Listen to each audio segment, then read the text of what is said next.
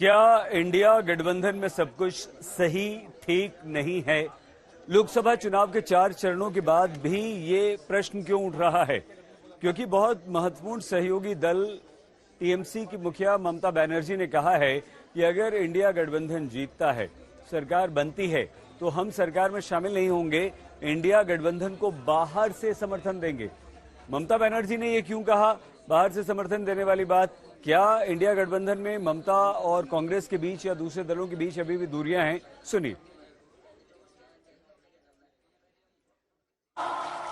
তাই জেনে রেখে দিন, ইন্ডিয়া জোট এখানকার বাংলা সিপিএম কংগ্রেসকে ধরবেন না। ও দুটো আমাদের সাথে নেই, ও দুটো বিজেপির সাথে আছে। আমি দিল্লির কথা বলছি। ইন্ডিয়া জোটকে নেতৃত্ব দিয়ে বাইরে থেকে সব রকম সাহায্য করে আমরা সরকার গঠন করে দেব, যাতে বাংলায় আমার মা বোনদের কোনোদিন অসুবিধে না হয়, আমার 100 দিনের কাজে কোনোদিন অসুবিধে না হয়। 100 দিনের কাজে 3 বছরে টাকা দেয়নি। मैं उनसे भरोसा नहीं करते, गठबंधन छोड़ के भागी उन्होंने, उनकी बातों पे कोई भरोसा नहीं। अगर बीजेपी की तरफ ज्यादा भारी रहे तो वो उस तरह भी जा सकते। मुझे उनके ऊपर कोई भरोसा नहीं कि गठबंधन तोड़ने वाली ममता बनर्जी, सबने देखा है। मेरा रुख स्पष्ट है, गठबंधन बनने की पहले भी रुख स्पष्ट थी, आज भी रुख स्पष्ट है। अभी बहानाबाजी करना बेकार है। ये अभी कहीं दुहाई देना ठीक नहीं है। और दुहाई देने के चलते कांग्रेस पार्टी को हिंदुस्तान में खत्म करने की बात कर रहे थे कि कांग्रेस 40 से ज्यादा सीट मिलेगा ही नहीं, कांग्रेस खत्म हो चुके हैं। अभी दुहाई देना शुरू कर दी। इसका मतलब ये कि कांग्रेस पार्टी और दूसरे गठबंधन जो है, कांग्रेस पार्टी के साथ दूसरे जो गठबंधन है, वो सत्ता पे आ रही है। ठीक है, ममता जी हमारी दीदी है, ममता जी भी हमारे साथ लड़ाई में शामिल है। वो भी नरेंद्र मोदी अमित शाह की तानाशाही के खिलाफ अकेली लड़ रही है, वो हमारे साथ ही रहेंगी, चाहे अंदर हो या बाहर हो। ममता जी हमारी दीदी है और वो दीदी ही रहेंगी। मतलब यही देख लीजिए कि अभी अंदर से जाने की बात भी नहीं कर रहे, सरकार का पता नहीं है, अभी से आउटसाइड शुरू हो गया, ये कभी इनसाइड नहीं होगा। इन लोगों में कौन किसको समर्थन दे रहा है, पहले तो आप उन्हीं के खिलाफ चुनाव लड़िएगा, हाँ, और उसके बाद उन्हीं को समर्थन देने की बात कीजिएगा। ये विरोधाभास नहीं है तो और क्या है?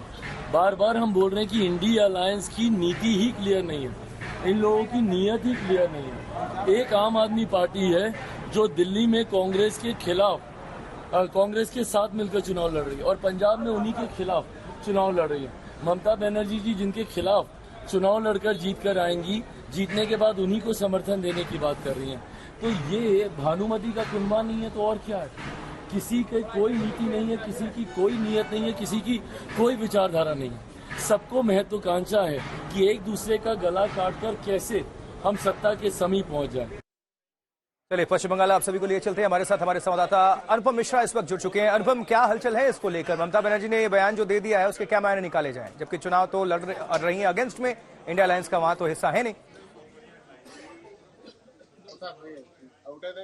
जी देखिए, कांग्रेस के साथ टीएमसी के जो संपर्क हैं, संबंध हैं, काफी पेचीदा हो चुके हैं। आपको याद होगा 2011 में जब ममता बनर्जी सत्ता में आई थी पहली बार, तब कांग्रेस के साथ चुनाव लड़कर आई थी, लेकिन कुछ सालों में ही कांग्रेस ने ममता का साथ छोड़ दिया, टीएमसी का साथ छोड़ दिया। और आने वाले कुछ महीनों में तो परिस्थिति ऐसी बिगड़ी कि बंगाल में अधीर रंजन चौधरी लगातार ममता बनर्जी के खिलाफ बोलते रहे, ममता बनर्जी लगातार अधीर रंजन चौधरी और कांग्रेस के खिलाफ यहां पर बोलती रही। तो अब इस बयान के जो 2 मायने, एक तो 2026 में चुनाव होना है, विधानसभा का चुनाव होना है, बहुत ज्यादा दिन है नहीं, बमुश्किल 2 साल हैं। ऐसे में बीजेपी को पिछली बार 18 सीटें मिली थी, अगर इस बार ज्यादा सीटें मिलती हैं तो ममता बनर्जी को अपना ध्यान पूरी तरह से बंगाल पर ही केंद्रित करना होगा।